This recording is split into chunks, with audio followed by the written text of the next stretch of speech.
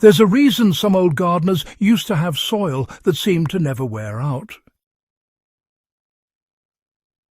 Their compost piles didn't just break down waste. They generated living, breathing nutrients that could feed a garden for years without needing constant fertilizer. What most modern growers overlook is that early composting practices weren't just about decay, they were about activation. And at the centre of this old knowledge was one strange, forgotten ingredient that made compost feed roots non-stop: wood ash mixed with bone dust. This combination, once a common additive in wartime and early agrarian composting, was the key to building compost that never ran out of steam. Unlike ordinary scraps that rot down and vanish, this blend stays active, binding minerals to humus and releasing nutrients slowly over time. It didn't just make plants grow, it kept their roots fed for seasons on end. And if you're serious about creating self-sustaining living soil that doesn't depend on synthetic fertilizers, understanding how and why this additive works is the missing link. Early composters, they were quite the pioneers. They discovered that minerals were just as vital as those tiny little microbes bustling about in the compost. You see, before the rise of chemical fertilizers, farmers had to rely entirely on what they could make from the land itself. They knew, they knew that organic waste, things like vegetable scraps, manure and leaves, was the very foundation of good compost. But here's the thing, even the richest organic matter could exhaust rather quickly when reused time and time again. So the solution came about when they noticed the results from fires and, kitchen waste. The ash left behind from burned wood and those crushed remains of bones from cooking, they were full of something that compost, quite frankly, lacked: minerals. Well now, wood ash, you see, is primarily made up of calcium carbonate, potassium and trace minerals. It serves both as a nutrient source and a pH stabilizer.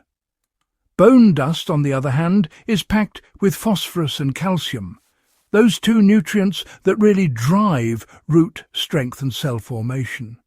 When you add just small amounts of these materials to your compost, they don't just feed the plants, they actually feed the microbes that in turn feed the plants.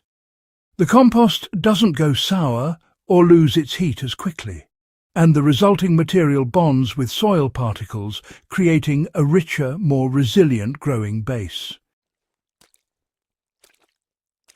The real secret, if you ask me, lies in how wood ash and bone dust interact with organic matter. When you add wood ash and bone dust to decomposing organic waste, they form this rather remarkable mineral-microbial partnership. The calcium in the ash? It helps neutralize any excess acidity that often pops up in compost piles, making things much more favorable for those beneficial decomposers like actinomycetes and fungi. Meanwhile, the fine structure of ash and bone particles acts as a sort of physical binder, helping humic acids, those building blocks of long-lasting organic matter, to form stable complexes. The result is compost that doesn't leach nutrients as easily and releases them slowly once in the soil. Phosphorus from the bone dust combines with microbial activity to support consistent root expansion, while the potassium from the ash promotes water regulation and disease resistance. It's no exaggeration to say that a well-made compost with this additive can feed plants continuously through an entire growing season. Not in bursts, but steadily and naturally. Building a living compost with this forgotten additive requires balance and timing. To apply this method in your own garden, the key is proportion and timing. Adding too much ash can raise pH excessively and stall decomposition, while too much bone dust can slow microbial activity due to its density. The process works best when these minerals are introduced gradually during the composting cycle, rather than all at once. Begin with a normal compost setup. A balance of greens like kitchen waste and grass clippings, and browns like dry leaves or straw. As the pile builds heat and begins to break down, sprinkle a thin layer of fine wood ash over each 6 inches of material, followed by a light dusting of ground bone meal or crushed bones. The microbes will use these minerals as they multiply, and the heat of decomposition will accelerate the breakdown of the bone's organic material, releasing long-term nutrients. Moisture control is crucial here. Wood ash tends to dry out compost, so, maintaining a damp, though not soaked, consistency ensures microbes can move freely and work efficiently. Over the next few weeks, you'll notice the compost stays warmer and breaks down more completely than a regular pile. When it's finished, the resulting compost will be dark, loose, and slightly gritty, a sign of mineral integration.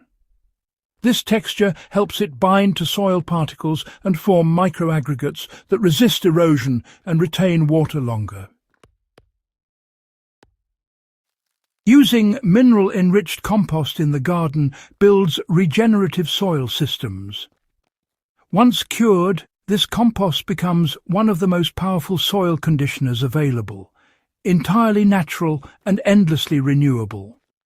The best way to apply it is as a top dressing around root zones, where its slow-release minerals can move downward with watering.